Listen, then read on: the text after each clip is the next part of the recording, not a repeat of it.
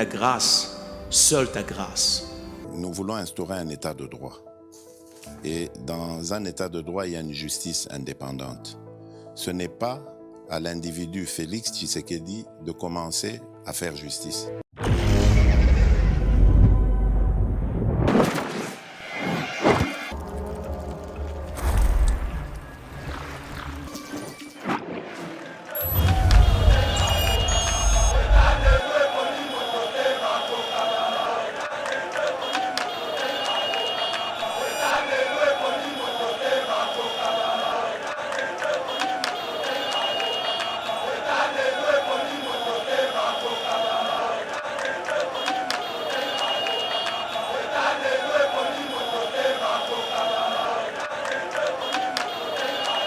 Mende komiti batu baye bakateke to vanda awa mboke kufela ndenge toyoka mokonza mboka na biso akufela mama na Rwanda bakendaka matanga na butu bazonga na tongo bakena butu bazongi na mama mokonzi azali bon mama sifa kufate pasagi mama sifa zana bomo yo lingoli ya mama sifa mama Joseph Kabila mama sifa o batyo so bayebi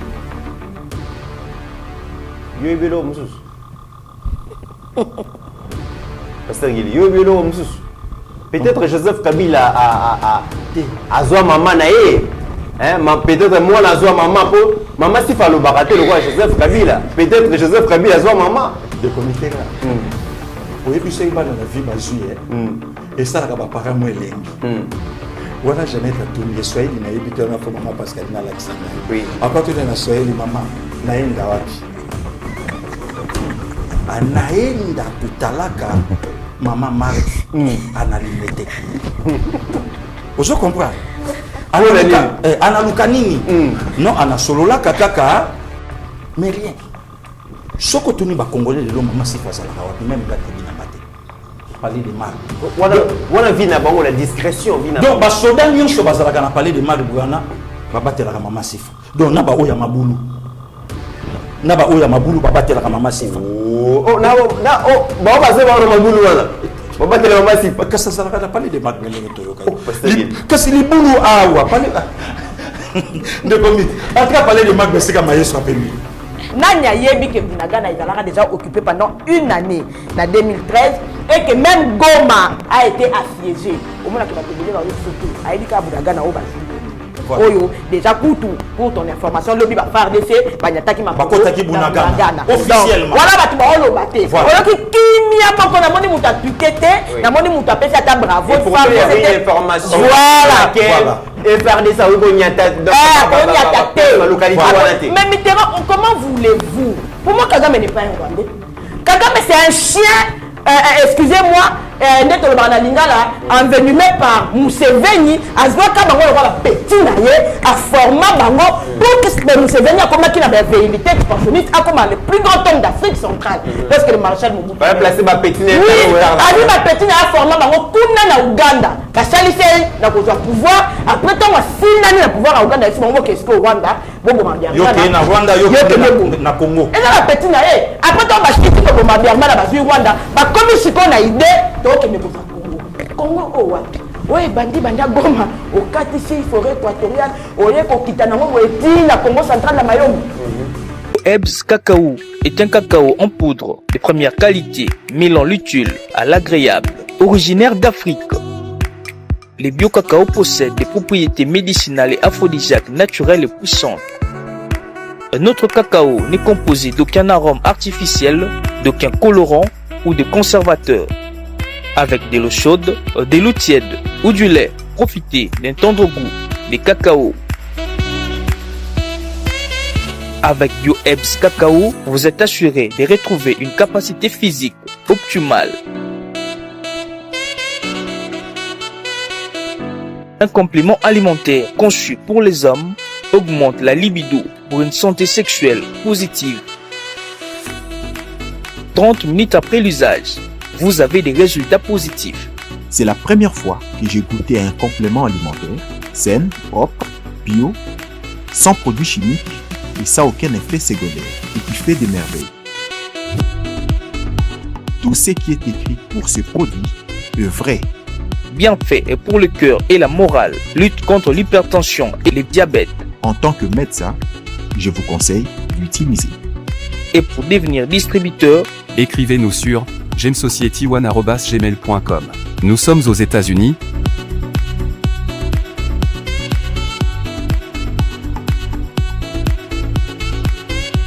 En France,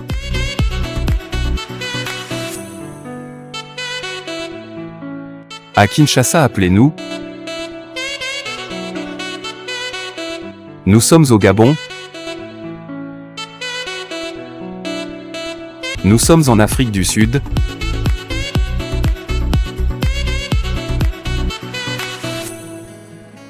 Mesdames et messieurs, bienvenue sur EBA TV. Très heureux de vous retrouver dans le cadre de l'émission Éveil patriotique. La sensibilisation continue par rapport à propos machiavéliques qui a Paul Kagame, Awaye Zaliko réclamé dans la République démocratique du Congo. Comportement et acteurs politiques et singeli à la Ndengenini, pas seulement acteurs politiques, jeunes Congolais, tout Congolais. Et Sengeli a s'est comporté, mesdames et messieurs, tout méga sensibilisé donc Imboka par rapport à Makambo parce que ça est très grave. Alors que Paul Kagame a réclamé la terre et Sengeli qui est préparé armée Nabiso, Mokonzi Mboka Senga qui est jeune, s'enrôler massivement dans la armée, tu retardes la situation. Tu retardes la paix que Sengeli Biso Congolais peut un retour au civisme, retour au patriotisme, mais préparation pays à jeunesse, et Sengeli Banabatanga, même Mokonzi Mboka déjà visionnaire, activa qui bon article 43 de la Constitution. Donc, gratuité à enseignement primaire, ils allaient mais à niveau universitaire, peut-être aller comment que Mokonzi Mboka a finalement décidé pour que Mboka va travailler, donc, jeunes Congolais, étudier dans les meilleures conditions, beaucoup moins dans la rénovation, reconstruction, construction de sites universitaires, ils allaient au Kende, la Nengemoko, Yakitoko, Bogota, la Yango, et autres actualités qu'on a ratées, mais Maman Mokonzi, la très distinguée première dame, a fait cadeau spécial dans Banalua là-bas, excellence, dans spécial excellence, il y a dans Banalua là-bas, 70%, ce qu'on voit qui, dans l'édition Exeta 2021-2022, qui est dans le mbango ya koko s'enregistrer Bogota là place wapi boko yu ko ba meilleure information par rapport à la bourse excellence wana mesdames et messieurs loi chani toko zongela yango lisusu parce que ils allaient loko ils allaient ko préoccuper bana mboka loko la mboka na biso allez convoiter na ba voisins lointains na ba voisins proches. Qu'est-ce que nous devons faire pour préserver souveraineté intégrité à mboka na biso? On en parle dans cette émission et te répondre pour Nabino Ledio Pasteur Gili na mon mboka Pascaline Kasongo bazongi lisusu parce que bolobaki ki sengela ki bazonga Miya Koloba Ezali. Pasteur Gili, bonjour et bienvenue. Bonjour des comites, bonjour à Madame Pascaline Kasongo, bonjour à plus de 150 000 abonnés au Basolanda Biso de partout et Baso accompagné quand même Biso na Moussalo to Sala na encouragement na ba reproche na makambo belé et puis Baso la Biso makambo yo Biso peto yebité au travers union puisque bangonde ba to la Biso de comites donc ndenge Biso to amisa to na plateau monde entier. Vraiment merci tozoyo kabango matoi na biso eza ya kofungwama les anniversaires na couple Kabongo Junior et Deborah depuis Lubumbashi de Junior Kabongo yebié donc mystère mokesama na couple na bango mbale mosta mobali babotama même jour que Sénéka ya bané donc 20 avril Madame Deborah Junior Kedi Bonheur Zambé Asel Abino Bolamu Esika Bozolanda Yeba TV depuis les États-Unis. Paul Kafuka, Yewana H. sa photo. Donc, il est dans 48 heures, je crois, il faut à la samedi 22. Donc, Nzambé Asalelaï Makambwa Minene, Paul Kafuka, Naebike, bientôt, Tokuta Naonakin. On est toujours ensemble des comités rares. Ngoto Andei, donc te perdre notre ami, notre frère, Ponanga, jeune frère Nanga, Guy Gola, le petit frère, il y a Ndeko Ferre Hervé, Ponabiso, Batoyo, Tokola Kola depuis.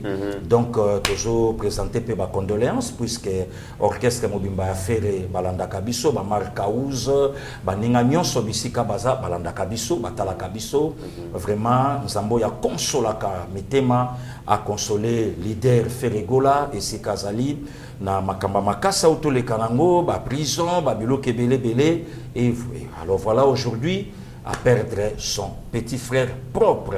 Alors, les comités batiti du moussou sur photo zoakana, ba période yaboye, et ça batiti de moko ya calme. Puisque famille de Koufeli c'est pas ferré. Mais ce qui est bizarre les lois d'internet nabiso, aux autres la propre frère à son poignardé famille, c'est inacceptable. Hein? Est-ce que caméra ou soit micro, c'est pas donné à tout le monde. Moutounion sauter à sensé, il faut pas sakaye caméra to micro à l'obaka puisque o lobanini. Et yo zo penser tant sozo bo makambo eza motuya, nzoka ozo bom encore na yomoko, ozo bo ma na famille. Donc voilà, les comités bisoto ababantu et si que zo la bison soto là, au lieu que tout banda ko lobaka babiloko o eza même pas atina. So les familles banda ko kufe la mingi, donc quand même to loba. Mais dans les ans la bisonyo so les qui muta fongoli et zo peut s'impressionner à ba propre frère. Yande konabiso Hervé, on dirait ba kufe la bongo alors. Bon, ça n'est de trop, ok, rien. Donc, Ferregola, vraiment courage. Mon frère, tu es un leader. C'est toujours comme ça. Tant que qui cherche à commettre ma bande qu'on a poto, moutonnion soyez bakate, mais tant que bandi a beaucoup fait là, yo mouto bandi ma besikoyo. Donc, courage de konabiso. Donc, zala toujours fort et talent zeloso kende, l'obiesa nango yanzambe. Vraiment, Yeba TV, toujours soutenir yo na oyo nyonso biso to sala kanamboka oyo na oyo nyonso pe ko elio moko ya biso nzambo ya batelaka abatela yo na orchestre mobile. Merci Pasteur Guili, te réitérer ma condoléance à Yeba TV na Ferregola l'artiste musicien congolais n'a pas perdre Yayendeko et unité famille est très importante dans le locate to panza famille wana na likamo peut-être biso to za maîtrise dans côté vraiment totika bandeko ba régler problème na bango à l'interne ba membre famille pe base à la sage parce que ba on est basali ko pe sa opinion certaines informations voilà nous offrons la porte et ça na ngoté et ça malamuté mon mboka Pascaline bonjour bienvenue bonjour de Comiteron bonjour à Pasteur Guili Bokwala toujours toujours fidèle à son poste bonjour à Valadinho Soya Yeba TV 150 000 abonnés, la dernière fois, challenge est commis 200 000 abonnés. Tout ça, ça la confiance. Na bato balanda kabiso de telle sorte que ba partager, ba liker, ba commentaire na bango, ba intéresser pe bande ko mususu bazara na besoin d'actualité. To pe bazara na besoin d'un côté parce que quelque part il est dit que ce qui tu t'occupes pas de la politique, politique est koya vers yo. Tout compte fait, koyeba ba chamamboka est toujours important partout où qu'on soit, koyeba makambo zo les kanamboka est très important. Sincère condoléances sur la famille Ngola. On va perdre des konabango, en tout cas nous compatissons. Liwa ezakelo kwa isengote. Atako to yebi ke existara nango mais ezara nango eloko ya esengote muto bozalaki na bozolia na bozomela na et qui disparaît surtout à fleur d'âge liwetikala bozala eloko ya esengote. Vraiment nous partageons la peine de la famille et surtout de l'artiste Ferregola Tozo Kabula Mawa elongo nae à part Sangoya Mawa Nali quand même na profiter pour nous souhaiter joyeux anniversaire na moko ya ba followers ya Yeba TV wala na Yeba TV mingi botami pe le 20 avril Junior Kabongo depuis le Bumbashi. Et puis c'est qu'il y a maman Pascaline le 20 avril les anniversaires n'a pas la Yeba TV mingi excusez-moi il faut vraiment na joie ba souhait Yeba TV non se présente joyeux anniversaire Junior Kabongo la Bossanité maman bisous les cannes président Chikito Moussachino la maman Jeannette Bakissa en tout cas merci beaucoup. Merci beaucoup Pasteur Guili, merci beaucoup mon amboka Pascaline. Salutations spéciales na Big Manager Didier Bayeye déjà lobby de demain déjà Zanamboka. Arosala Namboka donc Masolo est bien zali les grands managers Azoya les grands touristes Azoko Malobi vraiment tozane sengwa koyambayo c'est toujours un plaisir à koyambayo na mabele tikela biso bakoko na Bossanité Floringo mana maman Liliane Lusamba ngoma place Bozali. Pasteur Guili, maintenant que Paul Kagame a dévoilé son ambition, ambition au Pasteur Guili azali ko nourrir yango il y a plusieurs années, mais aussi c'est cette ambition qui a coûté à la République démocratique du Congo plus de 12 millions de morts. Ba Congolais ba koufi 12 millions. Na évité ceux qui opinion ba mekaka un peu ko mesurer donc perte en vies humaines au Congo est enregistré. Batubakoufi 1, 2, 3, 4 titres, 12 millions. Pourquoi? C'est parce que Paul Kagame a une ambition ya ko botola une partie à Kivu, Nord Kivu, Sud Kivu et comme Bongo une partie à Rwanda. Mais maintenant que a dévoilé Ango, Pasteur Guili, la première question, est-ce que les Congolais, pas seulement les acteurs politiques, les Congolais en tant que peuple, sont conscients du danger aux alliés guetter biso par rapport à la déclaration de Paul Kagame? Vraiment, dans des comités, merci. Au moni, Makambo yo esali biso bien. Au départ, tu es baki amote. Les comités biso na combat, maman Isabelle Minya qui ba Olandanga. Et biso na combat donc balaksa biso balobi il suffit kaka oyeba problème na yo déjà délivrance na yo et c'est banyo komanango na en fait de proche na yo pour parfois musala ou soit boulot ou soit boyer ou soit boyer donc et ça ka déjà bien nanga na lobani de comité avant to koma na problème oyo Paul Kagame abimisi vérité ya makambo na ye mais de comité na continuer koloba yango. Est-ce que Paul Kagame Moutou a fixé monde et le Paul Kagame Moutou a coaché en cause Makambo ya conférence de Berlin il y a 1885 c'est Paul Kagame à ce temps-là il avait quel âge azalaka wapi pe Makambo yo nyonso o le Paul la ekolo bango ba problème ya FDLR o ya Zolanda na Congo bazawapi Makambo nyonso wana. On a vite compris que Paul Kagame est contre-mire dans la diplomatie. Oh lelo et s'allier pas si Yakobimisa Makambo et ça impossible. Yakoswango impossible ya ko résoudre ngo. Les comités na zonga moi muke si ma puisque na linga mingi histoire et ça peut image au bato mingi ba yebeli pasteur qui lié. Voilà. Le vrai problème ya Makambo nyo so place to komi po suka nango yango. Makambango esili nango. Makambango esili suka nango yango. Problème au place to bandi nango de commit to bandi nango avant le 6 avril 94 avant Paul Kagame a bêta avion oyo et même via deux chefs d'état na plusieurs autres personnalités au balaki nabord. Copé à la Kini. À l'époque, où Bill Clinton a y la Maison Blanche. Copé à la qui il fallait que Bill Clinton à Zoalar. À Zoalar place, il fallait quand même te coopérer. Comme conflit et à la qui dans Rwanda entre le général Chifenal à Biarimana, na major où y a le Paul Kagame, conflit comme y a la qui Mundele a tali à lobby, ngai fona luka, place soyo et copé sanga 100 francs. Place wana nini Paul Kagame copé à la kinini bo armenga bo edinga na renverser bautu oyo basa majoritaire na Rwanda oyo pe basa ba colotaire te de comités to kende malembe oyo pe basa ba colotaire parce qu'on a au kamwa terre oyo Paul Kagame azoluka azwa lelo na Congo d'abord yé azana colotaire te na Rwanda ça c'est un azana colotaire te boye denga na renverser et permettre nanzela na ye comme ça to renverser maréchal Mobutu biso to kotia muto biso to kolinga pour apesa biso wana makambo ba terre na lobami officiellement te ba congolais ba yebi angote et lo comment on a betamité cop na bango simbi le 6 avril après Pâques ba renverser Juvenal to poussani 3 ans après ba renverser maréchal Mobutu. Les comités là, quand la fongolo re mamoko, na bosana ipoto lobaki, oyo ça deuxième volume, il y a émission oyo oyambaki biso avant-hier. Les comités, Bill Clinton atkala ko chama makolo na Congo te, ayate, mais Bill a chama makolo na mars 97 na Rwanda. Mars 97 na Rwanda, Bill akita Clinton akita na Rwanda. Kuna ne place bila kenda yikopesa aval na Paul Kagame a lobi posa la maître tala maintenant le Grand Congo yangoyo.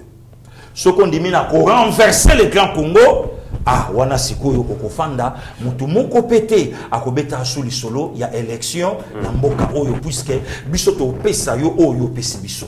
C'était ça en fait. Le long des comités tangu oyoki na monoka Paul na yebité Benin o ya komi banda Paul akoma président na Rwanda mbali boso cha makolo na Benin wana na yebite bandi ko ba vérifier mbali boso banda Paul akoma président na Rwanda mbali boso sala ba voyage Benin Burkina boy donc akomo tambola partout donc elingelo banini lelo de komitera na ngambu na biso ba congolais place to fandi non seulement to comprendre gravité gravité cause la na face A mais quelque part lelo to sepeli idée nyonso oyo Paul Kagame azalaki nango na ba multinational ba bimisi yango sikoyo babimisi yango et permettre que ba terre oyo eza na Congo oyo eza na bozwi na sa mabele et servir na biso. De commit il y a pas longtemps na décembre passé après du monde Paul ake na Qatar ake ko signer contrat il y a babiloko oyo na Rwanda ezate na ototindelo vidéo lobby ba contrat ya ba terre o Paul asali oyo eza na Congo eza ya yete. Donc penser na bango ezaki déjà machiavélique yango moni de comiteran la personne de Félix Antoine Tshisekedi Tshilombo de comité notre président de la République il faut tout soutenir rien puisque Fachi aye ko jouer rôle oyo ya Seigneur asalaki sur la croix. Donc quand des nzambe tango zolinga ekita vers biso il suffit ka nzamba ta la croix atali Seigneur abi papa pense quand même na basete oyo kanisa quand même peine oyo o ngana mona pona bateau kitisa de même aussi avec Fachi de comité où le Fachi sa chef de l'état na Congo démocratique copie ya ba multinational nyonso ebibi ekoi na mai yango esali que tant to komi na suka pour la loba siko na répondre non en fait na question na yo et ngolo basko biso peuple congolais totele masiko yo de comité mo makele ya laki mobele Facha teki mabele non Facha iba pouvoir abattre non tala de comité il faut battre le quoi ba maman del Kainda Zolandanga avec tout le respect tout ça la kaka culte moko ou soit na esplanade ou soit na palais du peuple ou soit non na marti en tout cas bateau nyonso ba yebi mineta bakatela ngai parti o batindela ye culte wana thème nango kozanini pardon ouais pardon pour l'anniversaire même des comics biso to vandi awa babimisi lo kuta moko na mboka balobi Fachi a gagné ma ponomité a sololi na Kabila or makambo ya laki ya Fayulu a sololi na Kabila yebisiye oyebi ko zuite ngana pesi yo bukonzi me banque yanga armée yanga aner yanga la police yanga entreprise nyonso ya l'état yanga yo elilingi ya pamba de comitera oyambinga na plateau na ndeko na biso mwasi ou en somme nous lelo na armée lelo to sawapi nde komi to lala to lamuka bande ko ba Holanda biso na poto ba panzana ba kabwana ba makofi ebetama nini pouvoir ya Martin Fayulu mta gagné l'élection or mafa incapable ti lelo incapable ti lelo ya kopesa ba résultat nde komiti ndana zana ba résultat na nga nyonso depuis première primaire année 79 80 ti 93 94 temps on a diplôme d'état nazanango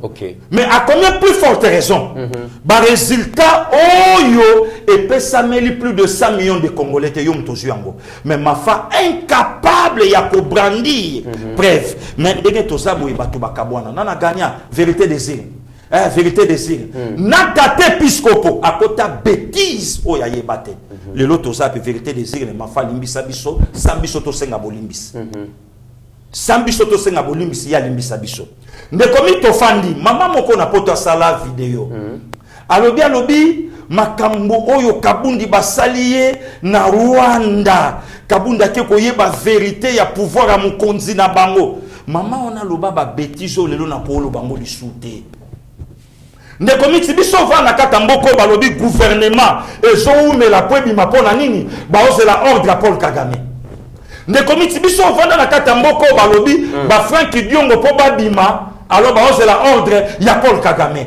donc ba makambu nyonso wana to sibisa yango awa lelo Frank Diongo abima zongela opposition lelo armée basimba la police basimba aner vienanga Hervé Mbelu azosia makuna lelo babilo kotu engelo bake ba makambo yo nyonso toloba awa biso peuple congolais ou soit biso population congolaise c'est le moment lelo toloba sikoyo ke lokuta et Oumelaki c'est qu'on tourner face vers le président de la République to soutenir puisque nyoso oyo to là ça qui est c'est du n'importe quoi des comités. Très bien, Pasteur Guili. Alors, mon amboka Pascaline, Paul Kagame réclame des terres en République démocratique du Congo.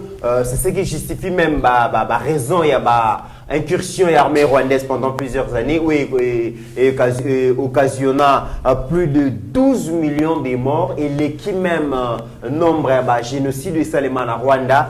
Mais est-ce que le lot matosa conscient? Est-ce que génération il y a les lots conscient? Est-ce que na Katanga, na Congo central, na Bandundu, na Kwango, na Kwilu, na Chopo, na Chwapa, na Kalemi, est-ce que partout les Congolais il y a un danger par rapport à l'intégrité, il y a un territoire national au Congolais, Paul Kagame a menacé. Congolais a conscient Congolais. De commis toye bingai na Félix Antoine Tshisekedi mingi parce que j'ai dit toujours qu'aujourd'hui Félix Antoine Tshisekedi a rendu la guerre populaire. Oui.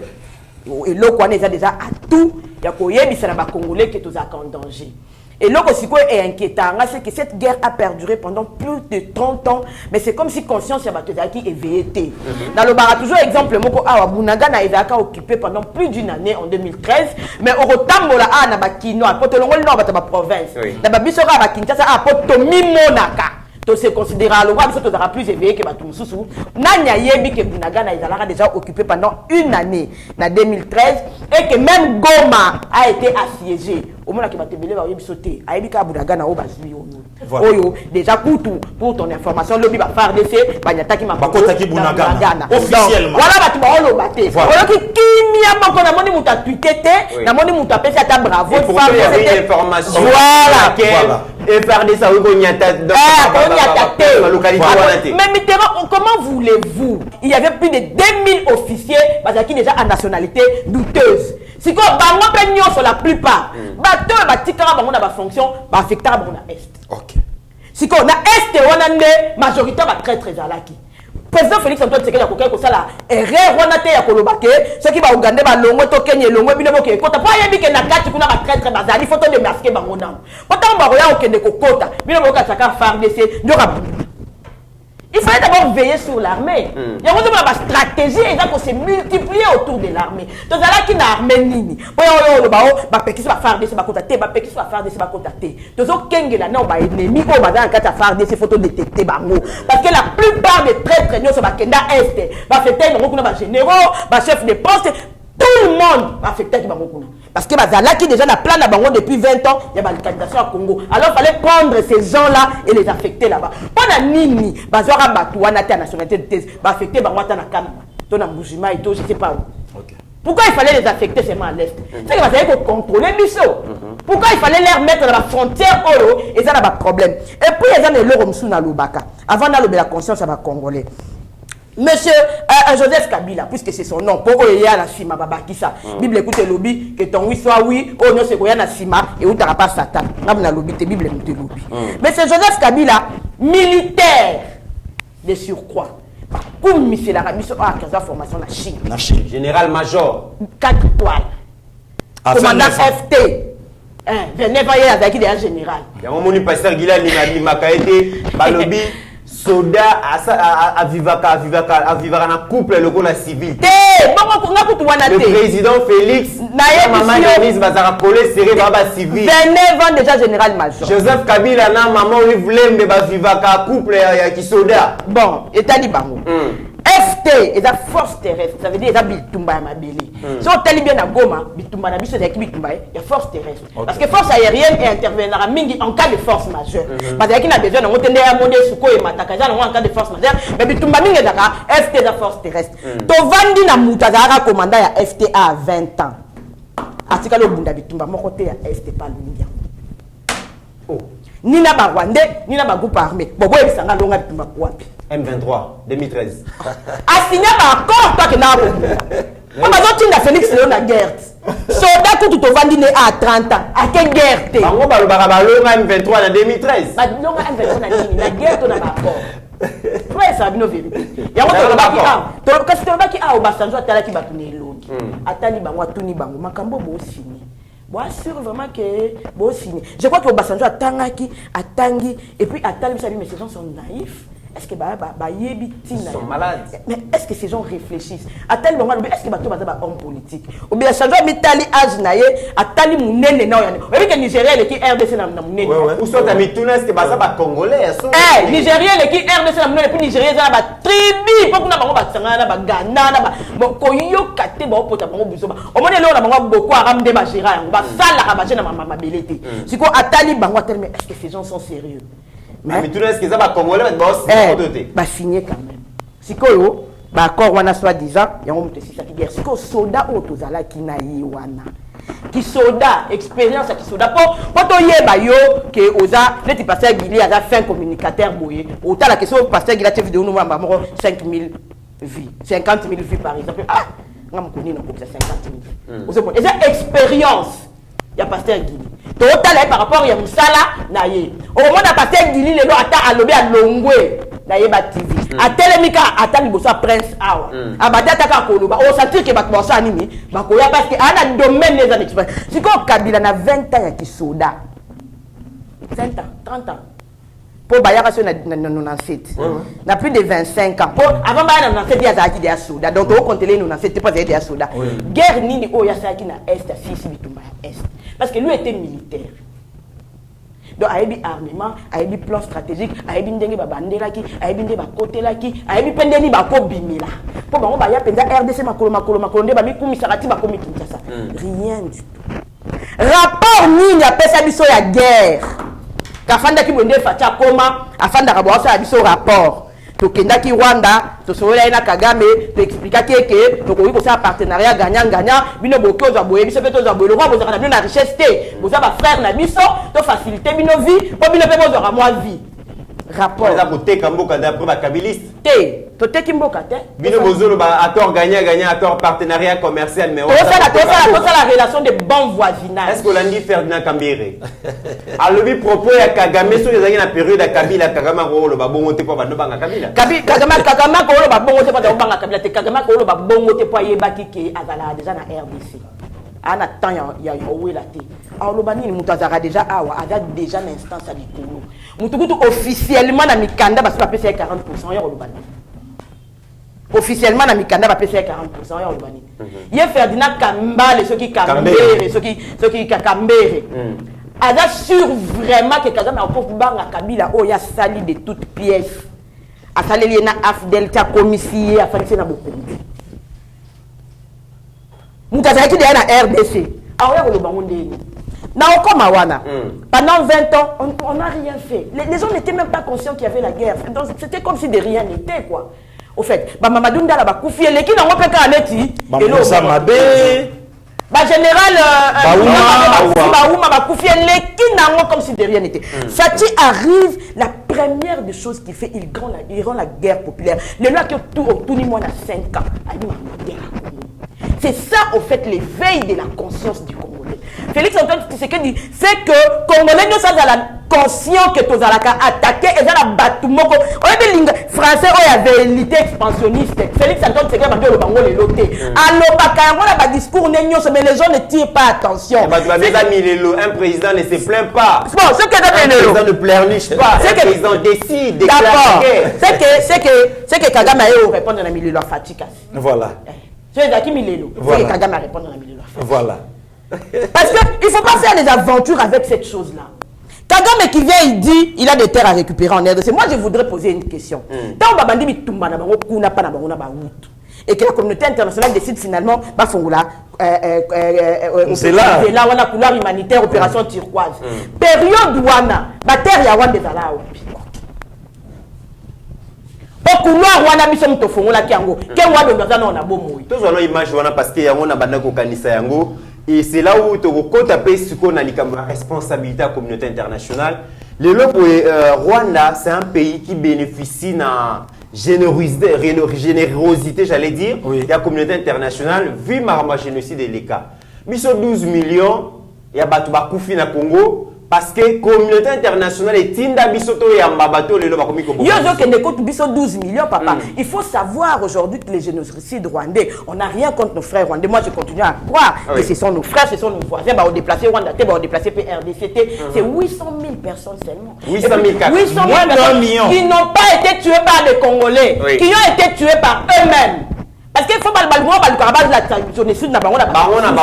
que c'est eux entre eux. Il faut savoir aujourd'hui que le plus grand holocauste des Juifs tués par Hitler Adolphe est supposé à peu près 2 millions de personnes. Mais il y a eu 12 millions, plus de Congolais qui sont morts. La communauté internationale est restée comme si de rien n'était. En fait, comme s'il n'y a pas eu de mort. Toujours la maman diplomatie, pasteur Guiline, un peu sur Maloba, mais avant un peu sur Maloba. Mesdames et messieurs, la responsabilité morale, il y a communauté internationale. Qui a raison. Alors, il faut subir les lots. Communauté internationale, ba voisin. Ba voisin ba yé, ba découvrir na Congo, ba boya ko kende ti les lots. Tout la nana makambo la comme ça to yakoso. Merci. Comment j'ai mal géré la situation de réfugiés? Nous devons dépasser les petites divisions internes et nous mettre ensemble. Je décide avec mon gouvernement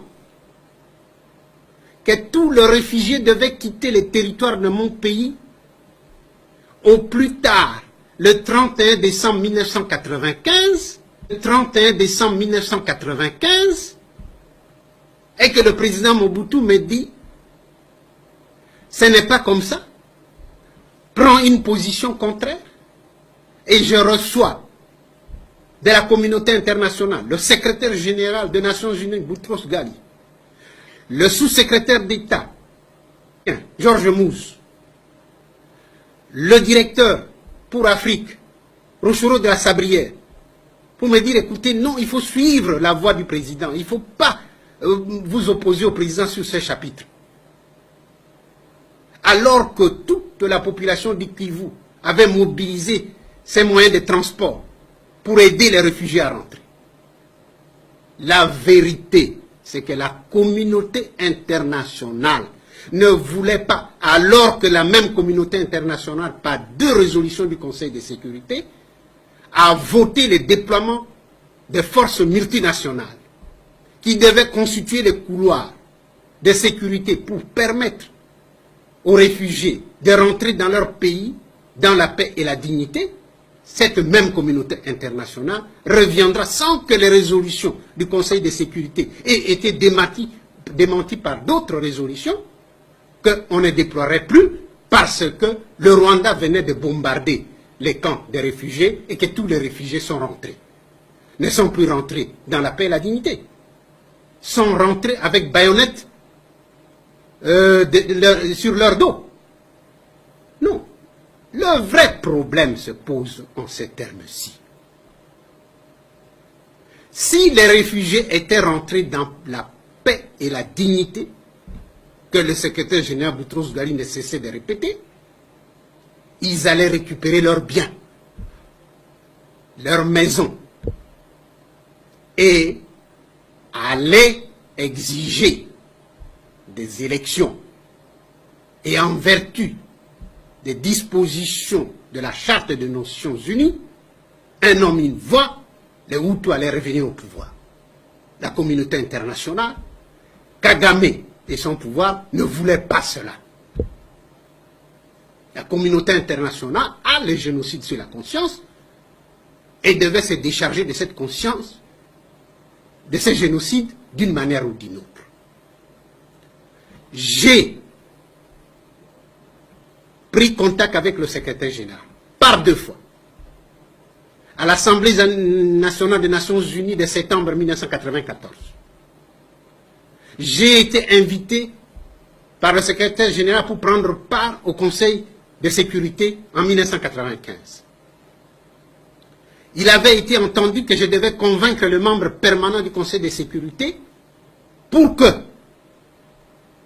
qu'il donne de l'argent de façon à permettre que le réfugié militaire et civil séparés puisse être installé loin de la frontière, conformément à la Convention de Genève et la convention de l'OUA. J'ai montré les sites à la commission des Nations Unies qui a été dépêchée auprès de moi. La commission a visité les sites. Lukan, Irebu, Kongol. Mais lorsque la commission a fait son devis, le secrétaire général a trouvé que c'était trop cher, on ne peut pas le faire. On n'a jamais séparé les militaires des civils. On les a laissés sur place. Je me pose une question. L'armée rwandaise ne dispose, ne dispose pas d'une force aérienne. Ni avion, ni pilote. Avec quoi a-t-on bombardé les camps des réfugiés? Qui a bombardé?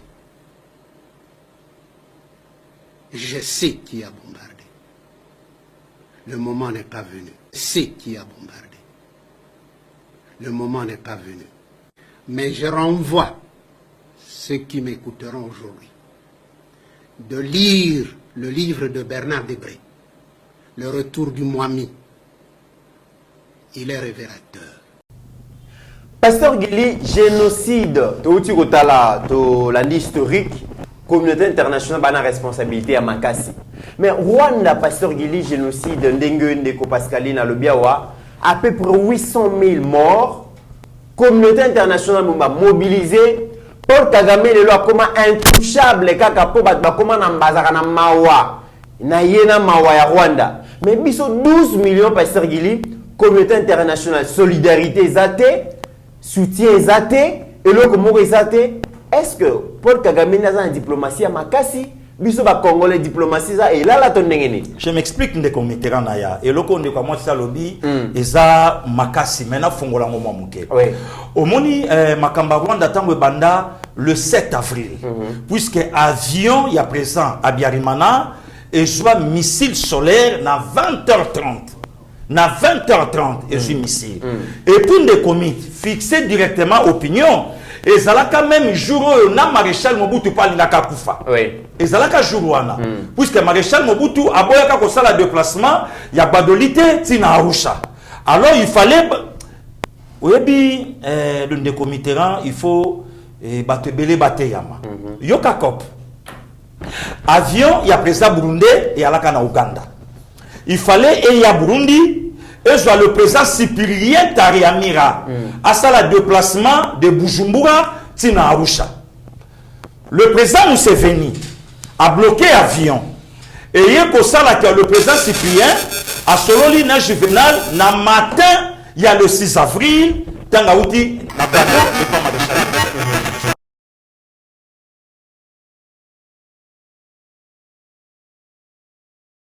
juvénal abimi à Kotibake. Même maintenant, président tanzanien, à l'époque, Alain Nakatakop, yo on dit ma réunion nini, je suis chef d'État, au Kanamaki ici à 15h, mais va prolonger réunion 19h. Pour permettre COP Nabango et ça la maman, malamu. Communauté internationale, le col a déjà conflit et c'est ça là qui plus d'une année. Il y a Major Paul Kagame, dans le général Abiyarimana. Il fallait maintenant pas marcher. Il y a le président rwandais, Bape Sangoye. Tango Sali Yango. Siko Makambo de quoi moi Saoutoloba. Et Banda le 7 avril. Siko Kagame.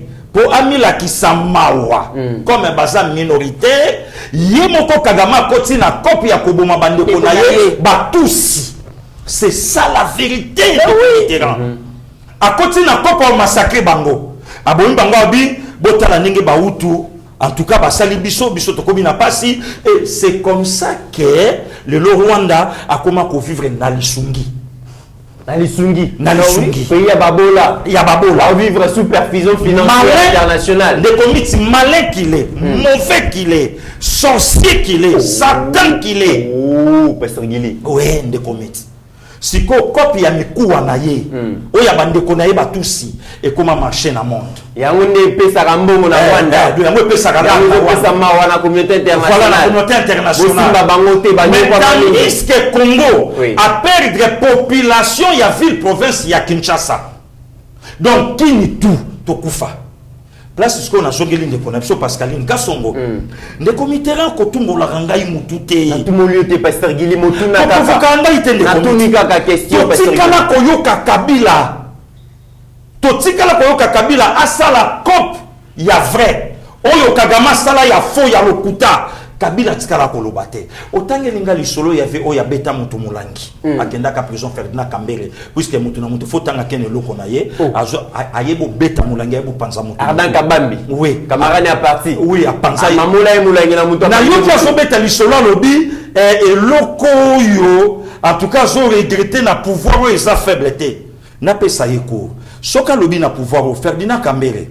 A kombetelanga lisolo ya mort ya conseiller na wesh. Le 1er août 2007, Namor y a le conseiller Samba Kaputo du 7 jours après 18 août 2007.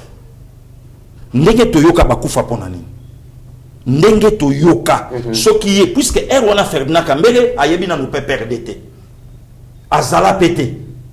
Il semblerait ndenge toyoka parmi batata wana mi balé lelo na se amabele. Ba surprenant pe mon konzambo kakalape na téléphone. Que Rwanda pas réclamé bon batenia ba militaire. Bon batenia militaire rwandais ou ta wana Congo. Si siko mbongo nani wana baoni ataki nya Rwanda ndenge toyoka. Lokola ndenge toyoka conseiller Samba Kaputo mtayamba ka téléphone. Tant ba pesi muto na bango. Nde masolo yaki na simami il faut se débarrasser na bato déjà ba yoki kop. Nde komiti bato ba makambo na te toyoka bongo. Deux conseillers. Na intervalle à 2 semaines bakenda. Donc le notom ba obeta masolo wana batumsu fo ba yebake lu solo mo ke beta maki yo loko zo ngo pesa terre M23 a osa masolo. Ne komi le notom ba lobaka M23 c'est Joseph Kabila. Le lo yo Paul Kagame za clair a lobango. A lobi M23 za la kate. Donc c'est le Rwanda. Et bango mo so tom ba fandeki batali ba bia bon. Si nanga na komela mokonzi awa yangoyo Kamira lobi Kagame soki a fungoli mbanga na epolo ba lobi c'est parce que Joseph Kabila azali sous-souté na sera Kabila Kagame ko lobelo ko de commit leadership ezalaki tellement makasi de commit ba pasteur bazolandanga soko zo wewe fo bazala na likambo wewe soko zo priele mutu aza possédé en si longtemps manifestation salamité il faut faire attention. Parfois, yo muto sala prière, nano tout y était, ou soit yo moko via le sambo malunga, ezate, ou soit nano niatif. Donc, ce comme on dit mutabandi, agitation, yeba koso simbie. Mais to banda ko sala route ensemble na Paul Kagame. To banda ko sala na ye. Azalaki à l'aise. Ngana yo to la na kini to biteke ba frontière na biso. Elobi na ba makalini. Et ça contrôler na bango, ba carré minier, et ça contrôler na bango.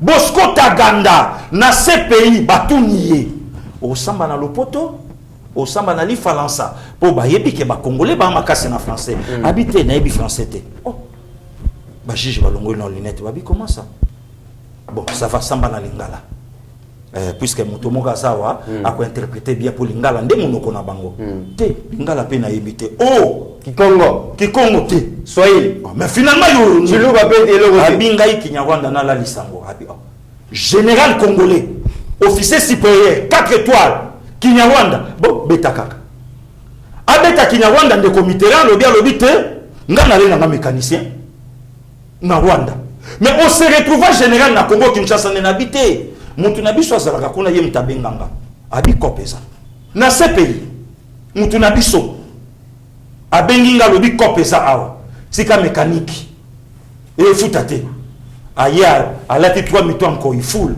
au colonel quelques mois après pas général basa les comités parce que yo yebisanga ezalaki cop o ezalaki déjà bandakala bato na biso baya bako inquiéter ote les comités oyambi biso lobi Laurent Desika solo balobi naza menacé na ba multinationale pour na nini ngana atetu maman Pascaline alobaki alobi capacité intellectuelle à Laurent Désiré Kabila mutumoko tabu donc abungiango oui abungaki donc il fallait tout éliminer il fallait tout liquider tout soit un maillot faible et puis les comités l'Obama On est allé chercher, on est allé ramasser. Nasuka nango, bapesi biso vretina. Yokende ko ramasser de quoi de lui on le manipulerait. Et yango salamaki, signé ba koroyo, signé ba contrat oyo. Comme c'est lui qui était le président de la République, moyen na kende zate, a mandaté mutunaye. Alobi kende salaba koro. Nde komitera yokana betelo lisolo. Oyebi makambo ya vieux le kana ya mokonzamboka fraîchement na pouvoir na ye. Oyebi moitié lelo. Banquette tozela kaka. Et c'est là qu'intimidation. Que ça là par tous les moyens fati, on dit ma ba clause oyo kuti na table. Sinon te okoumela te. Nde komit na beta li solo wana olokota moso wana so na groupe nini etambola partout. Pourquoi batu nyonso balukaka ba chape na SV na bango lelo et comme mobulu? C'est aujourd'hui Musée accueilli et fati aye ndozo mona azobuna. Nde komit na beta ki oli solo. Oyebi France aza au centre ya makambo yo. France? Ouais. Il y a Macron? Ouais. Ah bon? Oui. Il y a un président à l'écana Élysée. Oyo toko samba na ye na miso nzambe mokolo toko kutana. Nani wala pasteur Gili? François Mitterrand. Asalani. François Mitterrand le ba président africain epelé na ebisaki yo.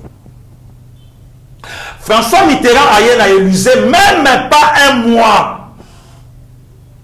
Non, non, non. A ye na Élysée na mois de mai 80. Non, 81. A ye na Élysée na mois de mai 81. 5 mois après, na début octobre, le 6. Le 6 octobre 81. Allez, sa date.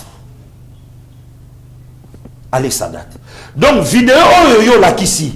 Macron tangoye po achola biso ke bozala ki incapable. Ya ko restaurer souveraineté ya mboka na bino. Or Macron tangoza na primaire avant zo bac. Avant zo bac et pas na bango. Papa Léon Kengo Adondo asasala ki résumé ya makambo yo France asa fongola ki quoi déjà Tinel ou le binangata maman Pascaline que opération pour renverser Maréchal Mobutu pour tous amener contrôle il y a Afrique centrale. De commis pourquoi makambo ebima ki n'importe Kabila. Makambo ebima ki n'importe Kabila puisque nyon soit Kabila et ala ki oui pour na Congo. Kabila n'a pas conforté complot occidental. Oh, de commit. Na yebisa yo ke to vanda awa ba yebise babi zwana mama. Sala mama wana mama na yo. De comitera. Papa Wemba kufi na 67 ans. Mais ti na 67 ans ya papa Wemba nenga ko sa 7e année na ye président Chikia Olanda biso a continuer ko le la mama na ye ti na kimukolo na ye. Mais de comité batu baye bakate ke to vanda awa mboke kufela ndenge toyoka mokonza mboka na biso akufela mama na Rwanda bakenda ka matanga na butu bazonga na tongo bakena butu bazongi na tongo mama mokonza zali bon mama sifa kufate pasagi mama sifa zana bomo yo lingoli ya mama sifa mama Joseph Kabila mama sifa batu so bayebi yo ebelo mususu pasagi yo ebelo mususu de comité. Non, on a évité que maman Sifa ndi azali maman ya Joseph Kabila na Jeannette Kabila. De comité bino boyo kaka sonité na mboko yo to vanda to mona ngai kutu na mona tombe ya papa ya mama Olive na kinchuka na luka ya père na mona te. Ba lokota mekuwa ya tata bakenda na ona nsingini ba fanda place mona papa Kasavubu. OK. Ponana. Mais to la mukato yoko mama mokonza boka kufeli tata wapi na Belgique. Oh. Bafandisa biso na ndako 3 jours drapeau matate total la maman na image bande ko nyonso Mendele tata na yepe Mundele to mona makambo wana na mboka oyo yo kanise loko nini zangi oyebi tango levé Vital Kamera kangami sa mère propre akenda ti limeta kenda ko luka mama te ba solo la entre ba mama quelque part esala ka mwelengi yo kondi mama Sifa fanda akoke lukata mo constate mama Marthe mbanda na biso bana biso bakonza mboka boni bien bafté peut-être Joseph Kabila a zwa mama na ye peut-être moi na zwa mama po mama Sifa lo bakate le roi Joseph Kabila peut-être Joseph Kabila zwa mama de comité là oyebi so ibana na vie mazuye et ça la ba para mo elengi Wana Jeannette Atunie Swahili na yebito na fo mama Pascaline Alexangai. Oui. Akwa tu na Swahili mama naenda wapi? anaenda kutalaka Maman Marc analimete. Vous comprenez? Analuka nini? Non, anasolola kaka mais rien. Soko tuni ba congolais le Maman Sifa zalaka wapi même ngana ebina ngate. Parler de Marc. Wana vina bango la discrétion vina. Donc ba soda nyonso bazalaka na parler de Marc bwana ba batela Maman Sifa. Donc na ba oya mabulu. Na ba oya mabulu ba batela Maman Sifa. Ba baze ba mabulu wana. Ba batela Maman Sifa. Kasa zalaka na parler de Marc ngene to yoka. Kasi libulu awa parler de commit. Atra parler de Marc besika mayeso apeli. Ouais, mais la bagarre. Il y a une bagarre dans Maman Sifa. Il y a une Maman Sifa yemoko. Azamem na bagarre dans Samabou. Bakenge la kaye. C'est que Maman Sifa dans prison c'est ouverte dans le baki. Abatte la nini finalement. On va lui payer pour le bamingi te ceux qui étaient minorés robeta libaku c'est que ceux robimara peut-être. Le problème est ça que comme meka kolobate pour mon kolokoloba oya biso nyonso ekobima. Oyebi lelo hein. Ba congolais place ba fandi. Il faut toujours quand même conscience na okaka pas Maman Pascaline to vanda ma total to lo ba ma que non degré ba sakai na biso na mboko yo degré ya humiliation si le Paul Kagame akoma ko loba makambo ya lobi wana mboka ni lelo ndeko Mitterrand ezala même Angola na Namibie ezala même Congo Brazzaville na Gabon ezala même biso na Angola mboka nini ozomona muninga musu mboka zoloba nga mabele na nga izakuna fona swango. Très bien. Mboka nini to okutango kaka awa pona nini ndeko mix to yambaka batu.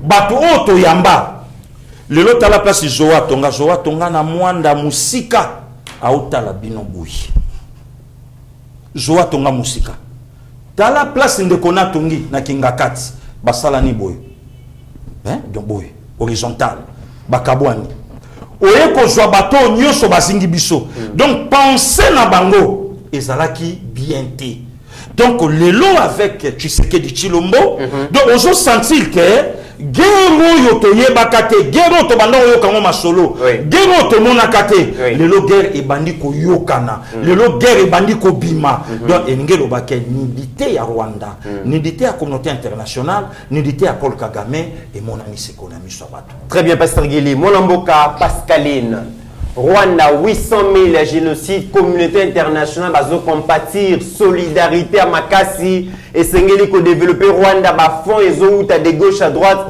et sengeli ko soutenir mboka wana ba uta na pasi.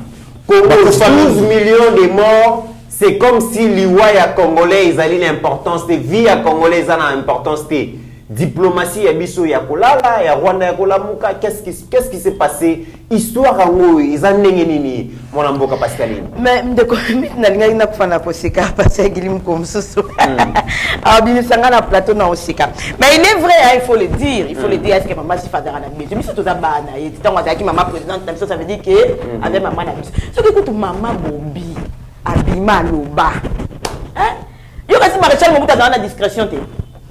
Mais Maréchal Mobutu a fait tout le maman. Maman, il m'a dit que 8 ans. Ce qui c'est, tu vas sentir que à tout mettre à tout. À tout temps, l'école primaire, on a sango, ce qui n'a pas de histoire, on a 7 ans et tout ça les allés. Mais Batuni Nyango. Batuni Nyango ba yeba na kate. Kata la Zambila. Il faut comprendre la Zambila. Mobutu, il y a tout à général. Mobutu a dit maréchal, il a dit discrétion meluta. Si on a besoin de discrétion, il fallait avoir une Maman Sifa. Donc regarde un peu que la musée sans première d'avenir c'est lourd. Quand tu es pas rapide dans moi cité. Est-ce que tu as obligé de y avoir pas signé la loi na. Voilà. Tu es pas rapide dans moi cité. Tu mets le là comme on fait le ndé ça le lot. Tu es dans le normal en Afrique, mais pas autre na bango peut pas se ba humanité. Non, on va présenter biso. On va présenter. Il s'appelle comme la maison d'affection na yé. Alors après autant la biso. Tu as bana et comment on continue biso. Ozolo que la maman va te m'apporter. Ozolo que la maman va problème. Maman biso tu as besoin na yé. Tu as besoin maman. Ndenge parce qu'il a bêti Swahili moko ay bomingai aya kapata alobili loba moko pona biso bana abeta biso pe lisolo Kabila ta mazalaki na azaki mwana mkola mwana ya Kabila pasteur qu'il a lobaki lobi toye baba et pourtant Maman Sifa sali wana parce qu'il a uto loba makamba ba mama alobi papa mbalila mama na eti na kimukolo fati yo to mona ki dernièrement wa ke mama na ya tieye elembo na nani on sentir que maman azaka ka maman pourquoi en France ya Kabila zo intéressé bino plus il faut intéresser biso tant au cambi biso comme mon cousin biso ça veut dire que vivi na yo pesi biso photo yeba yo tu ne peux pas venir nous diriger to yeba papa pour la nini ceux qui ngana na yeba TV awa déjà ça doit conseiller nga CV ala ça CV na nga point CV na ngi sala yini ye faze la kanga na sa musala mona randu na nga mais CV la kisaka outa ki wapi yo le ka wapi yo sala nini pour ya ko prétendre que ko ya ko sala awa na yeba TV il faut to yeba yo ba pesa ka biso carte d'identité pour ani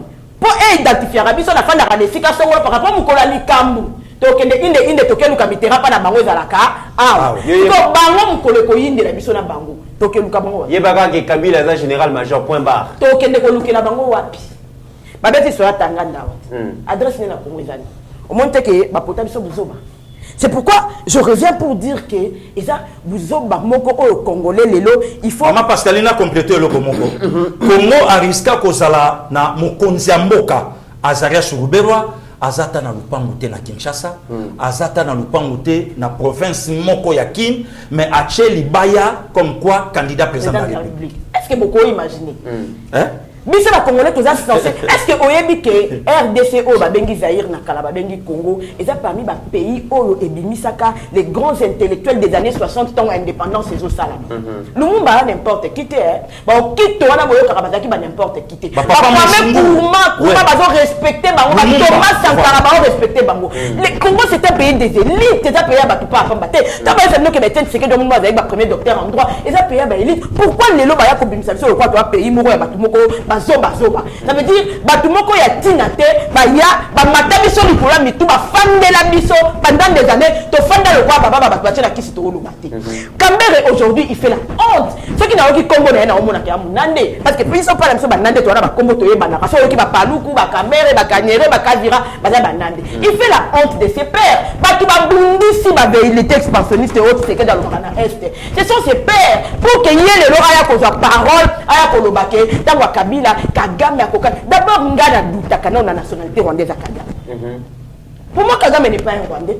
Kagame, c'est un chien, excusez-moi, Neto le Lingala, envenimé par Museveni, Azwaka Bango, le petit naïe, a formé Bango, pour que Museveni a commis la vérité expansionniste, a comme le plus grand homme d'Afrique centrale. Parce que le maréchal Mobutu. Pas placer ma petite naïe. Oui, a ma petite naïe a formé Bango, Kuna na Uganda. La Chalisei n'a pas pouvoir, après tant que si n'a pouvoir à Uganda, c'est mon qu'est-ce que Rwanda, bon, bien. Yo na Rwanda, yo na Congo. Et là, la petite naïe, après tant que je quitte le Rwanda, Rwanda, comme si on a idée, donc il me pose Congo. Congo, oh, ouais. Oui, bandi Goma, au Katisi, forêt équatoriale, au Yeko Kitanango, au la Congo central, la Mayom. 2 345 410 km². Congo, apparemment, Kagame a blagué. Non, mais moi, je bien. Biso Koutou, Toroto Samana Bangoudi. Vous comme ça, tu as chargé là-bas. Très bien. Parce que, il y a un problème, Nini. Kagame a tali que les Français n'est pas ce sont les parents du Rwanda. C'est la France qui a fait des génocide, sur la France. Génocide dans la biso combo na to bien na vocabulaire na biso. Oui non mutu boya na. Kongola boma Rwanda ta boma mutu sita boma mutu te kongola banda pa na ye. Ata la rabino ka ta bo munda. Boya ko bunda na mabele na ye. Ata la bino. Bo boma ni bino na bino ata la bino. France tellement monisiko ke comme na suka. Parce que finalement, Fatipé a verrouillé. Il y a un documentaire, je crois que quelqu'un me l'a envoyé, qui en 2018, a signé qui déjà partenariat, il y a une usine à raffinerie à Coltan na Rwanda. Na Rwanda, oui, oui. 2018, il y a une élection. Il y a une élection. On est trop sûr que on fait la usine, il y a l'eau qui m'a pas la binoté. Tu sais pourquoi Maman Pascaline, pour parler d'un élément na bango, il faut le cas président démocratique. Si quand on a candidat dans le Baranzam Baba Congola la raté, biso to fandi awa wande bi marana koltante yango na biya koltango pe dans na sama bile pas les tambola tate ke participer na ebimi na Rwanda et bi mape kuna c'est nza da munene donc tina nzembe na likola omona ke yo kolta sukaka awa ko katate volcan to bi ke volcan ezalaka souvent banana ba gisement ya ba minéraux et tomboli pa na bango me katisi minéraux. Basali affaire na bango 2019, Félix Antoine Tshisekedi sort président. Félix Antoine Tshisekedi vient avec la diplomatie. La première des choses, rendre la guerre populaire. Mettre dans la conscience de tous les Congolais que nous sommes en guerre. La deuxième des choses, approcher notre ennemi pour les fragiliser. Parce qu'il fallait toyeba et le nini vraiment Rwanda a gagné na mboka na biso. De loin, batwana ba mystique ba olobate. Faut to côté la bango tina 4. Kagame, oui, d'accord, viens. Tu vois, tu viens à Kinshasa, les Kino t'ont enclamé, bah Kino a un problème, non, tu vas l'ingaka, yo putu, yo nanyobo ya Kagame, il n'y a pas de souci. Yaka, Toseki, Kagame c'est mon ami et frère, d'accord, Yaka. C'est que on a comment découvrir ma carnet d'adresse. Oh. Donc quand on se rappelle à biso bino de votre carnet d'adresse on te oh écoute d'ailleurs en 2018 au signé qui contrat to fond ça coûte usine ya ah ngana on bâti la usine oh ya raffinerie oh ah d'accord OK Rwanda RP boke bakisa et yaka nyonso wana to kende malem to approcher bango parce qu'il fallait finalement ça connaître le fond de la marmite en fait c'est quoi si na souka mona mboka ayo comprendre que bateau ça n'a rien à voir avec Izina Coltan, ça n'a rien à voir avec Rwanda, ça n'a rien à voir avec tout ça, ces gens velléitaires. Félix Antoine Tshisekedi bascule de amis et frères à les problèmes de la RDC, c'est le Rwanda. Voilà. Est-ce qu'on a diamètre 90 degrés? Comment vous avez des amis et frères à les problèmes de la RDC? À notre M23T. Abimba moko le problème de la RDC c'est le Rwanda. Oyebi pour la nini? Abenga Paul Kagame un président rétrograde. Voilà. Justement c'est là où sur le plan diplomatique. C'est là où je vais en venir. C'est-à-dire que Félix Tshisekedi a tellement étudié le fond de la question qu'il avait compris que ce n'est ni le coltan, ni l'or, ni l'usine de raffinerie. Le problème c'était les terres. Conquérir les terres, être en possession de ces terres, Kolobakeza ya biso, pour pas badasko au sala na ngo ndenge balingi. Félix Tshisekedi commence la diplomatie à l'objet, les problèmes c'est le Rwanda. Pendant ce temps-là, avec si on a l'objet, les problèmes c'est le Rwanda, car c'est Salini. Et Salini. Félix Antoine Tshisekedi a tel que le problème c'est le Rwanda, mais Arménie, armée aux après, ok, guerre. Toké na bango malimbi. Ba meli biso na Kenya. Félix Antoine Tshisekedi a dit bino bomela biso na Kenya karte. Bomela biso na Kenya ndeni to ok depuis na ouest, biso be toké na Angola. Au moins c'est ça de compliqué. Ce qui fait que dialogue wana et que Kenya et que Angola. Mbamoko équilibre et koti. Félix Antoine Tshisekedi a bendi Ndayishimiye, le président burundais. Alors binga na ko se retrouver ngamoko muntu na kata ba tout cité. Yeba le roi mutu.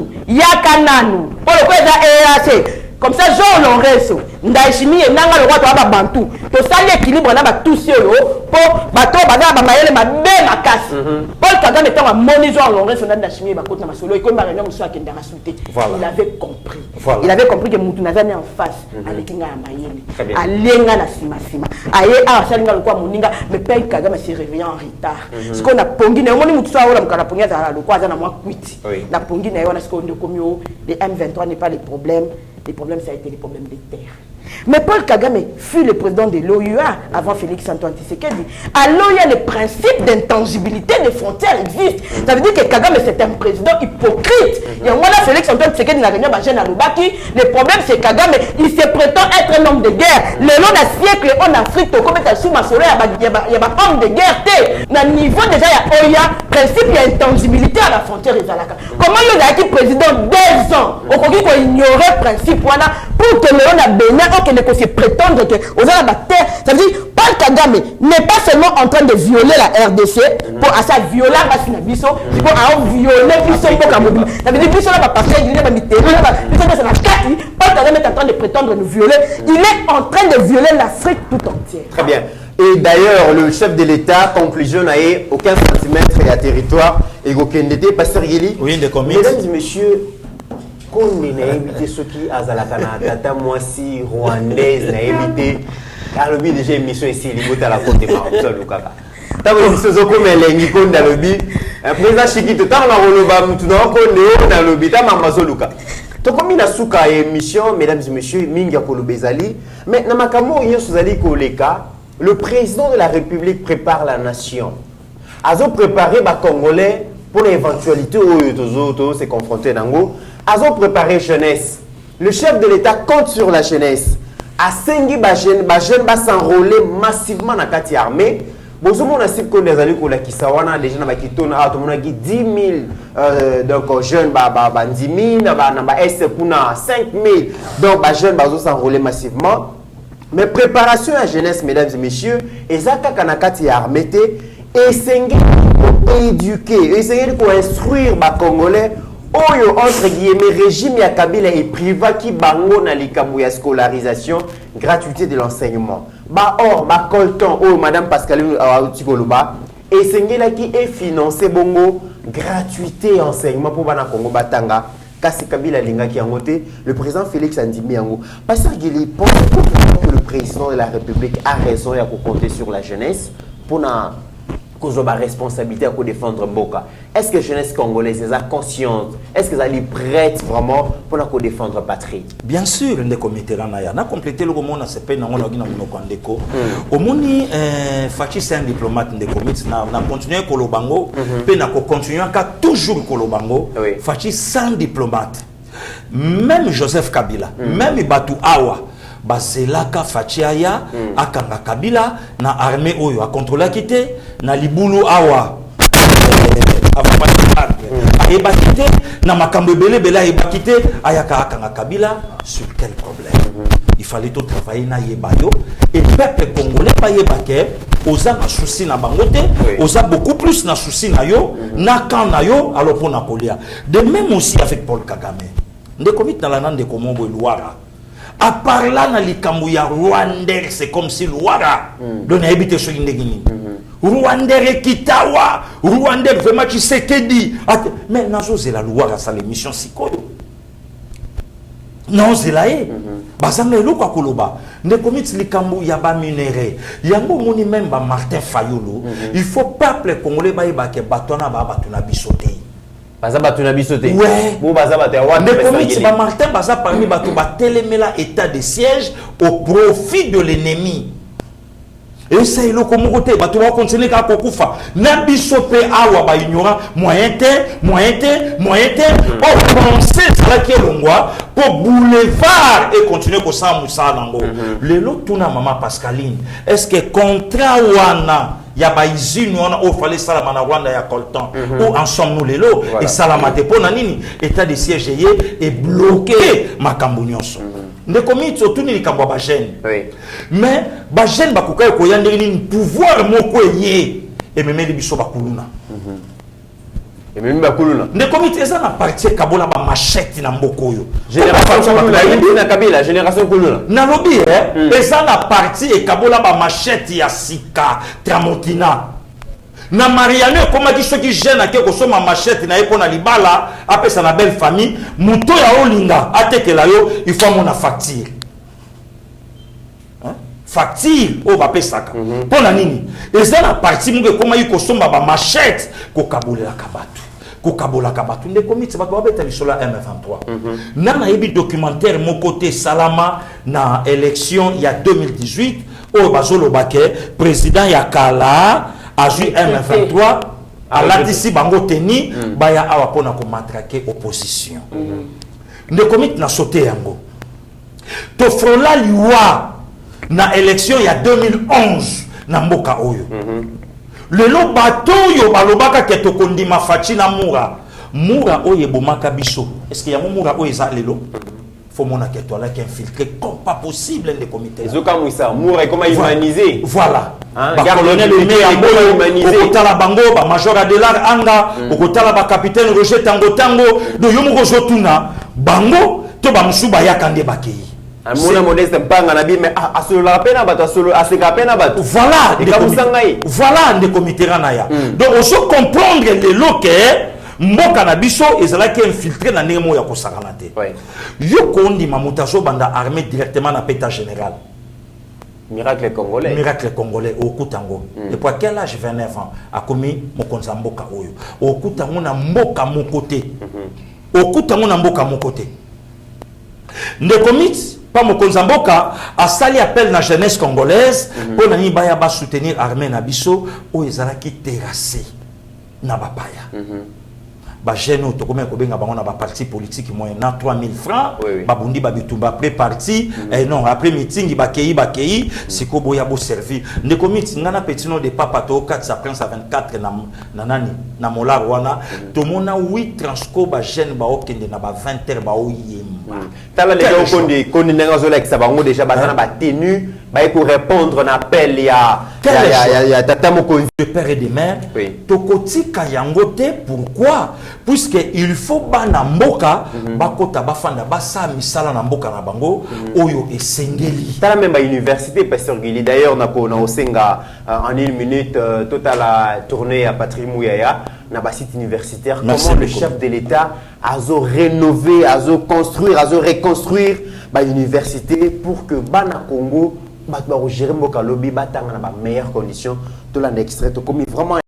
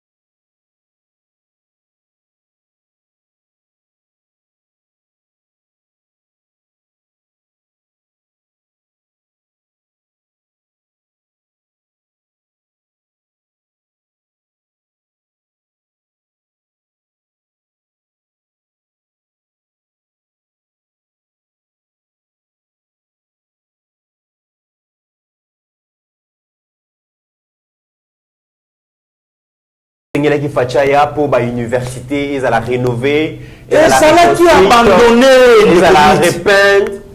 Valeur ya kozwa o ya bino wandani. C'est une façon yango donc la jeunesse. Donc yango wana ezotalisama keno o ya biso. Oyebi lelo makamu susu tate episcope mbongo azolobako. Est-ce que lelo tate episcope akola kisabiso un prêtre monseigneur o lelo bako tinda kombo na ye a remplacer ye. Na isika wana na cardinala oyo mama na ya za angolaise ou bien papa na ya angolais bongo azanda mbokoto makele ko bima place wana. Voilà. Alors ce qui a kolinga ngote a combien plus forte raison na sommet de l'État. Voilà des comitéra un chef d'État où il y a na pouvoir au même moment ba université le loso tuni kabila même campus à Kinshasa komate. Ista mon chef tuna biso komate. Otangi kuna pa ipen akomate ayebi amote. Donc Kabila ya ka chef de l'État na Congo na mission moko ya kozwa Congo ko pesa ngo Rwanda. Très bien. Pasteur Guillet comme tu gana yoka masolo musu même code na biso o na yoka ya Musheni ya Willy Musheni plus 243 babi serveur nango bapel nango nyonso po ekatisa et bando traverser na Rwanda. Ça c'est grave. To yoka makambu nyonso wana awa vraiment. Mon mboka Pascaline, le chef de l'État prenant conscience ya makambu danger zali ko gete biso a se retourner vers jeunesse. Bo s'enrôler massivement en armée. Avenir en Bokéza Mamboko Nabino. D'ailleurs, tant que Kendaki na Kitona, FC Bango que Bobo Sana, Bomi Bossana, Bobo Sana, ba problème Nabino Nyoso, Bopé Sayango Ngai, Binombo salaka formation le reste non s'occuper. Steve ça ba image wana mais na ba o bazali ko tanga azali ko rénover ba université de tout reportage azali ko reconstruire azali ko construire azali ko repeindre tout le monde même ba o comment bazali ko donc ko bongisa que étudiant dans la meilleure condition. Rwanda a eu plusieurs années pour concrétiser Babuzo Banezo Sala Oyo et le chef de l'État paie à travers la jeunesse Azolinga Keto soit conscience de Makamuzali Koleka. Est-ce qu'il a raison vraiment de compter sur la jeunesse? Est-ce que la jeunesse peut être consciente de Makamuzali Koleka? Des committerons, félicitations et merci beaucoup chef de l'État Félix Antoine Tshisekedi. Tant que l'objet ba université nga alingarana qui na détail. Il faut le baquer unikin et à rénover. IBTP et à non seulement rénover, reconstruire parce que le bâtiment Sikaïza Obima, une NBTP qui s'engage et à reconstruire et rénover. Université Mbujima et à Rotongama. Na Luala Batongona et à Rotongama. Na Kananga Bada Kotongama université. Ça veut dire que le chef de l'État a compris qu'il fallait faire confiance à la jeunesse. Pas seulement ceux qui vont à l'armée, mais l'élite congolaise aussi, ceux qui vont à l'école aussi. Au Congo, par exemple, pour remettre ma bus académia à Kendaki na IEC, c'est pour donner cette valeur à la jeunesse congolaise. Mais la plus grande chose que Félix Antoine Tshisekedi apporte aujourd'hui, c'est que désormais, la jeunesse congolaise. Désormais, il y a un problème dans la Gili, Pascaline Kasson, ça veut dire que désormais, lorsqu'il verra Félix Tshisekedi, et tout le coup, il y a des jeunes de 70 à 77 de 7 à 77 ans, et surtout que 70% de la population congolaise est jeune. Et cette conscience, nous n'allons pas nous fatiguer. Toujours dans Pasteur Guili Awa, nous n'allons pas nous fatiguer. Nous allons prendre ce travail très au sérieux. Jusqu'à ce que les jeunes entendent et entendent encore. Nous allons répéter 2 345 410 km. Il faut prendre la 50 RDC à combien 2 345 410 km. Donc ça veut dire biso tokoloba ce qui Kagame a qualifié que na Congo va raté. Désormais il a nous pour que la vérité na wana oza ko pousser excès des ailes ba chrétien tolobaka qui peut venir réclamer des terres au Congo. Il faut aller baquer et comme na souka et Félix Antoine Tshisekedi a commis la souka.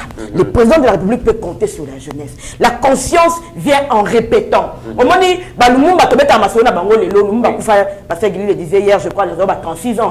Bissot aussi l'équipe à Ajoana, pourtant aussi prétend de toi jeune. Ça veut dire que ça fait 36 ans, combat à Ajinini, l'Emba quitté. Ce qui n'a 36 ans, Lumumba qui n'a préchoir. Il y a Nations Unies. Ça veut dire que Bissot a dépassé largement et là on a besoin de conscience que Mboka les a menacés. Donc, la jeunesse congolaise désormais, moi par contre, je lance cet appel à la jeunesse. Bissot nous sommes tous à la conscience. Partout, en Belgique, Allemagne, États-Unis, en Kinshasa, Luala, ceux qui ont la conscience que Mboka va s'accaler en route. C'est que Sakane na Marambo, le Biban, et bon, on a écouté Nicolas Mituna Bissot, Ndenge, ma fils.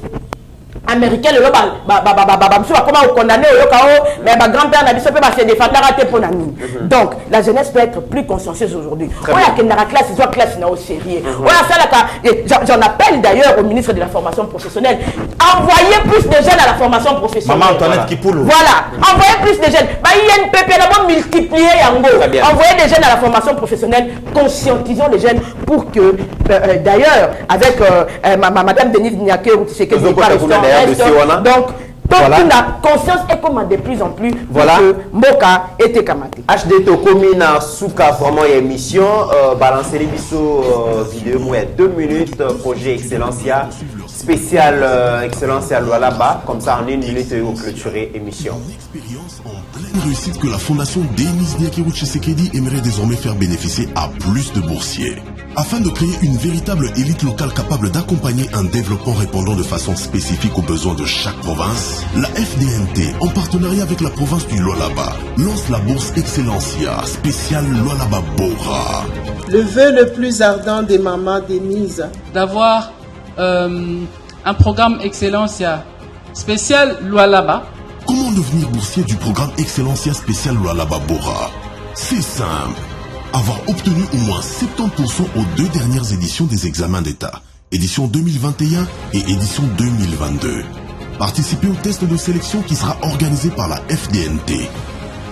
Pour cela, inscrivez-vous dès maintenant en nous contactant au 09 91 611 111 et au 083 077 99 51 ou par email à l'adresse lualaba@fondationdnt.org. Excellencia spéciale Lualaba.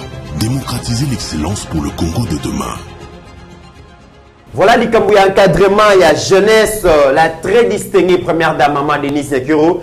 Azali Pekotikate, province à Lualaba, et Zuibongo spécial bourse excellencia. Ils ont la 80-85%, mais au 70% na édition 2021-2022. Ils sont 70%. Bozu opportunité, bomoni ya wana ba numéro même les kiwana et que ça yelo comme moi la maman Azali Kotikate. Mais HD avant na pesa pasteur Gili Malobana mon amboka Pascaline.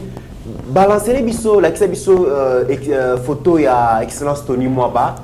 Ministre a la responsabilité makasi aussi parce que enseignement primaire ezali bongo responsabilité na secteur wana eza secteur oyo bana bazoye ko la kotanga ko komape na ko compter ezali bana oyo l'état ezali ko zwa bango en charge au félé la richesse coltan diamant cuivre ya Congo ezozwa en charge l'enseignement ya au félé pour que bana na batanga.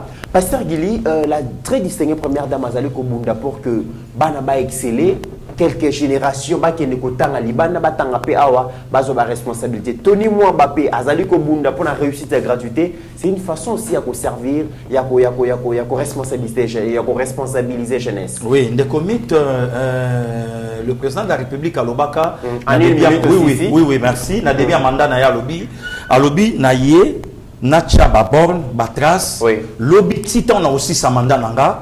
Il y avait un Tshisekedi à l'écart na Mokoyo, Tala Batras na yango. Voilà. Ndenge moko pe na mosungi na ye. Mobali azo bunda kotoyo, ba université, armée, mboka makambe bele. Moi si pe na fondation na ye aye ko accompagner mobali na ye. Alobi bon voilà, désormais examen d'état 80-85%, mais cette fois-ci là-bas a joué grâce. Pas excellence Fifi Masuka. Oui, à jouer grâce, bah ça déjà 70%. Excellence ça peut et c'est la bino boya et permettre que lobby oyo bino boko yekola comme ça bénéficiaire dans des comités et que ça la kaka Congo démocratique. Et ce qui en a été, il fallait un ministre aussi à terrain qui Maître Tony Mwaba Kasadi, un enseignant de formation, y est payé à faire asseoir gratuité et permettre enseignement oyo koufa plus de 20 ans. Enseignement wana et la muka. Donc merci Mingi na fondation Denise Nyakiro Tshisekedi, merci maman, merci toujours à la maman de l'avenir incontestablement balao la babo rande ba bengi yango ba na biso la baba kozwa bourse excellence ba o bazwa qui paie 70% et puis maman le bika ya année aussi la tena 2021 on peut pas bénéficier na bourse wana pour c'est le Congo qui gagne, c'est la jeunesse congolaise qui est mise en valeur, c'est le futur du Congo qui est garanti.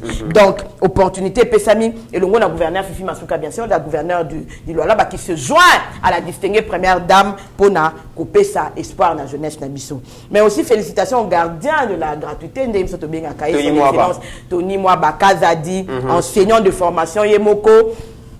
Après si bana na biso batanga kaka ofelete to mona ki 60 000 bons et salamaki to za ko mona ndenya za ko bunda na ba arrêter pour na ba école ko longola ba école eza fictif ko bakisa ba école oyo mitero plus de 2000 écoles etongami to zo lo ba ne to lo baté kende ba enseignant ba école moderne kende na katolo be la mamba Kinshasa te ya ba province kende na kata ba province mona ndenge ba école eza laki ya ba paille pendant 20 ans et zo koma ya matériaux durables na mituna kande pasteur Gila mituna ka bato to fanda ki na bango 20 ans awa classe ya ba na biso eza ko lebela bango lo côté boza machette boko kabola na batu na idée nini mais na mona ki Israël mutombo sangwa utimbandaka ba pigime ba o lukata ba u ba benga oni ba pa una ba kongo ani bazwa ki ata ba machette wana te ba sangisi kati epi ata ba ndeonezo ba pigime ba sala ta bilanga poto lia mais bino opesi yango bana en plein Kinshasa mais vraiment c'est désolant. Félicitations à Madame Denise Nyakiro, encore une fois de plus. Elle a fait ses preuves et Azako Lakissa. Yémo les 4 axes, éducation et toujours l'éducation. En tout cas, merci maman. Topé si longo nyana. Ça n'est fini, mesdames et messieurs. Tu as commis vraiment dans ce qu'on a invité, ce pasteur Guili, Maloba ya au clôture Ezali. Non, des comités, on a encouragé HK Today, papa Honoré Kabongo, depuis États-Unis, dans Los Angeles, place Azo Sala Moussala na Ekitoko. Papa HK Today, batumsu bazaya kolanda bangote. Ndekwana kolanda ete, talaka mutalobi ke okopia ka eti na costume. Donc c'est que batu nyonso to la traba costume, biso landa ka Fabien Kouswanika. Donc yoku to suis chance moka répondre yo. Ngatinde langa mama moko aloba ke mama na monanga ne na oyiba na wenza matete babetanga. Donc faut comprendre que non c'est un conflictuel, c'est un sorcier. Sala Moussala na yo, zala calme. Aujourd'hui à l'Occident, on a quand même une fierté. Les lots, batunyon so baïb sakabiso, musala oyo HK Today azo sala, tika mutuana a distraire yote. Donc sala musala na yo, kende na yo mbali boso na yo kakeno zala ka plaja. Olobaki bien, est-ce que plaja ngo nini aye o yo zwa, o yo lobango mbala moko. Donc faut comprendre que mutumo azo souffrir na ba complexe belé na mutu. Yo talaka mutatinda mutalo bananga ike mutu katambola na ome mindele bakamwaka. Donc mundela kama mutu ko yemo kwa sali pour mutu moko boende mutao tambola nango. Donc faut comprendre que nos problèmes sont dans mutu.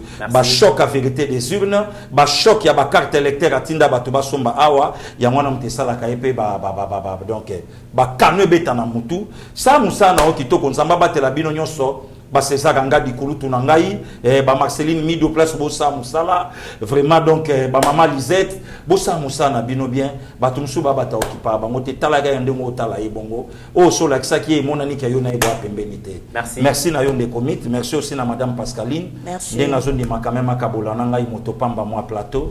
Vraiment on est toujours ensemble. Mwana mboka Pascaline. La minga olobate. Pasteur Guili, merci. Par contre, c'est une fierté pour moi de partager plateau na Pasteur Guili, la facilité pour leader soit ça mati so ko landa été ou ko perdre.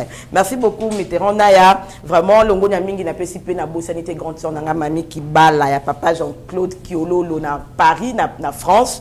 Na pesi bango mbote sika bazwami. On se retrouve au prochain numéro quand les tolobaki maramoto tika ngote ko sila wate. Ti bisona fati to ke malembe ti ndenge fati akolobake elo na laka kibino yango Congo yango mobimba. Je vous informe aussi déjà que faire des saisons en Katabunagana donc toze la kaka positif ezakoya liboso. Merci mesdames et messieurs, cette émission vous a été offerte en partenariat à Café Bio Herbs. Si on a bien déjà, vous consommer c'est très important et des stress à cas.